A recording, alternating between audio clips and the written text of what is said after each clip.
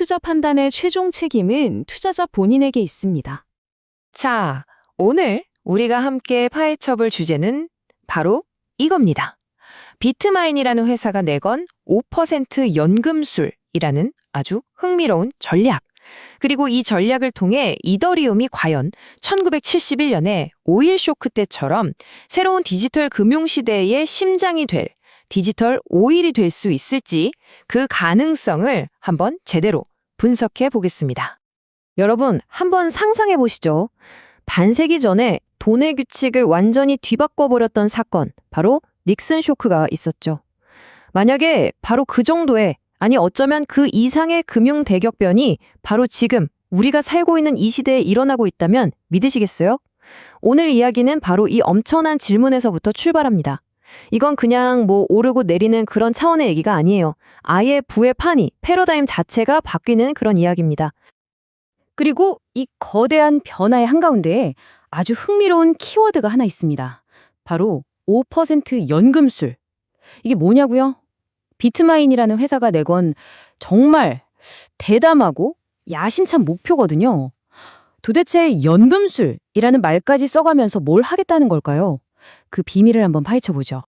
5%의 연금술. 이게 뭐냐면요. 아주 간단합니다. 비트마인이 이더리움 전체 물량의 5%를 확보하겠다는 거예요. 근데 이게 그냥 우리 이더리움 많이 사야지 이런 단순한 얘기가 절대 아닙니다. 왜 하필 5%일까요? 이 5%라는 숫자가 바로 핵심이에요. 이 정도 지분을 가지면요. 이더리움 네트워크를 운영하는 핵심 검증자, 그러니까 네트워크에 방향키를 줄 수 있는 아주 중요한 플레이어가 될 수 있거든요. 이걸로 네트워크에 엄청난 영향력을 행사하고 또 규모의 경제를 만들어서 수익을 극대화하겠다? 이런 거죠. 말 그대로 평범한 돌을 금으로 바꾸는 연금술처럼 이더리움이란 자산으로 회사의 가치를 완전히 탈바꿈시키겠다는 정말 엄청난 계획인 겁니다. 아니 근데 이 전략이 얼마나 대단한 건지, 그리고 왜 하필 지금 이런 이야기가 나오는지 이걸 제대로 이해하려면 시간을 좀 거슬러 올라가야 합니다. 타임머신을 타고 1971년으로 한번 가보시죠. 전 세계 금융 시스템의 판이 완전히 뒤집힌 바로 그 날로요. 왜 1971년이냐고요? 지금 벌어지고 있는 일들을 이해할 수 있는 결정적인 힌트가 바로 이 역사 속에 숨어 있기 때문입니다. 1971년 전까지만 해도 세상은 꽤나 단순했어요. 미국 달러는 금이랑 딱 묶여 있었거든요. 달러를 가져가면 금으로 바꿔줬으니까요. 아주 안정적이었죠. 그런데 당시 베트남 전쟁 때문에 돈이 엄청나게 필요했던 닉슨 대통령이 폭탄 선언을 합니다. 더 이상 달러, 금으로 안 바꿔줘. 바로 금본위제를 폐지해버린 거죠. 이게 바로 그 유명한 닉슨 쇼크입니다. 이 순간 달러는 금이라는 족수에서 풀려나서 오직 미국 정부를 믿으세요 라는 신용 하나만으로 돌아가는 인류 역사상 가장 거대한 합성 자산이 된 겁니다. 다들 멘붕에 빠졌죠. 하지만 월스트리트는 달랐어요. 이 혼돈 속에서 엄청난 기회를 본 겁니다. MMF, 파생상품, 선물, 이런 복잡한 금융상품들을 마구 만들어내면서 이 새로운 합성 달러를 굴릴 수 있는 거대한 판을 깔았고, 그 결과 지난 50년간 세계 금융을 쥐락펴락하는 제국이 된 거죠. 자, 이제 왜 1971년 얘기를 했는지 감이 오시죠? 바로 여기서 오늘 이야기의 가장 중요한 비유가 나옵니다. 1971년 금과 분리된 달러가 최초의 합성 자산이었다면 지금 우리는 두 번째 합성 자산의 시대를 살고 있다는 겁니다. 바로 제2의 1971년이 온 거죠. 무슨 말이냐고요? 보세요. 부동산, 주식, 채권, 심지어 미술품까지 현실 세계의 모든 자산들이 블록체인 위에서 토큰이라는 디지털 옷을 입고 있어요.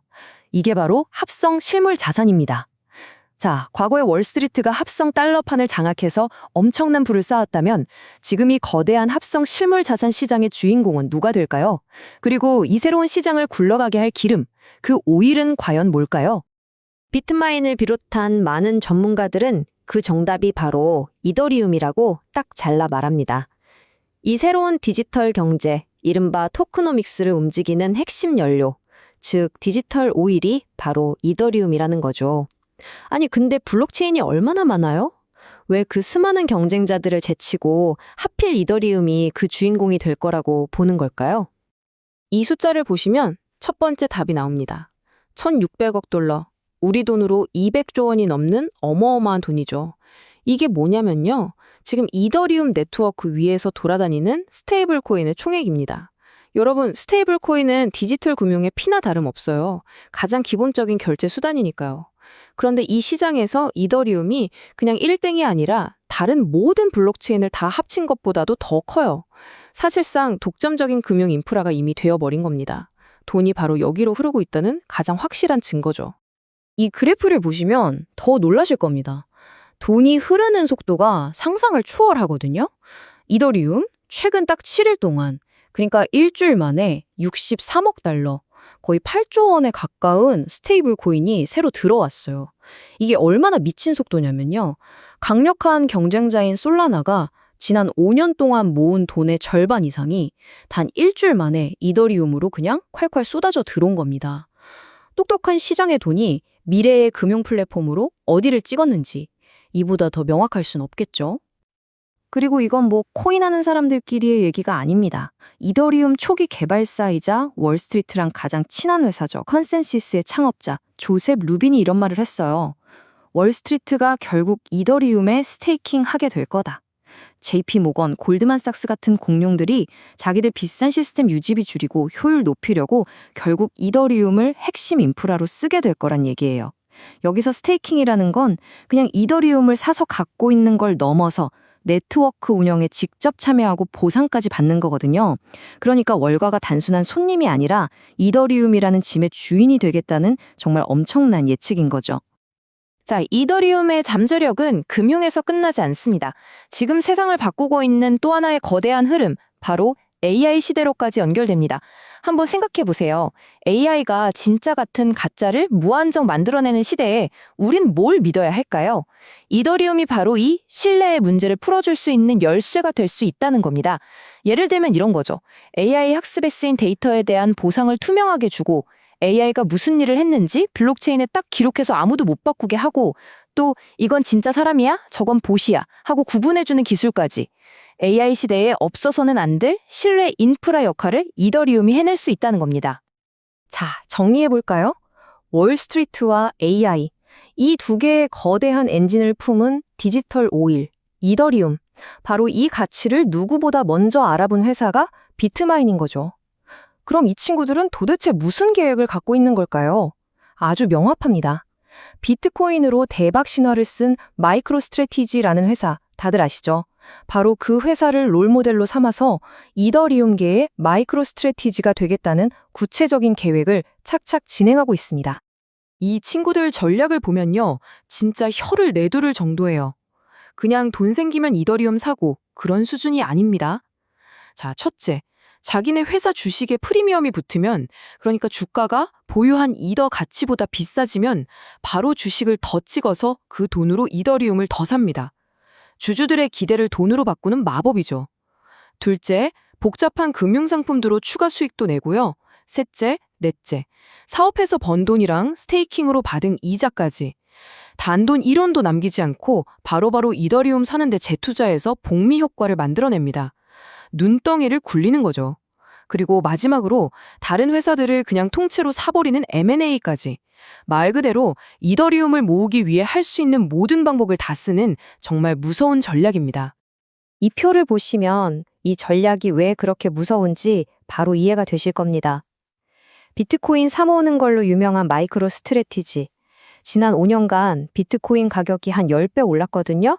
근데 이 회사 주가는요, 무려 25배가 뛰었습니다. 이게 뭘 의미하냐면 그냥 자산을 들고만 있는 게 아니라 그걸 지렛대 삼아서 자본을 끌어오고 영리하게 운영하는 능력이 얼마나 주가에 엄청난 영향을 미치는지 보여주는 거죠. 비트마인은 바로 이 성공 방정식을 그대로 이더리움에 적용하고 있는 거예요. 그래서 지금 마이크로 스트래티지 다음가는 세계 2위의 암호화폐 트레저리 기업이 된 거고요. 여기서 트레저리라는 건 회사가 금고에 쌓아두는 핵심 자산을 말하는 겁니다. 자, 좋습니다. 1971년과의 비교, 이더리움의 튼튼한 펀더멘털, 그리고 비트마인의 무서운 전략까지 다 살펴봤습니다. 그럼 가장 궁금한 거, 그래서 이더리움 가격 도대체 어디까지 갈 수 있을까요? 물론 제가 점쟁이는 아니니까 100% 맞출 순 없겠죠. 하지만 몇 가지 합리적인 분석 모델을 통해서 그 잠재력이 어느 정도인지 한번 가늠해 볼 수는 있습니다. 이더리움 가치를 볼 때 많은 분들이 달러 가격만 보세요. 근데 그건 반쪽짜리 분석입니다.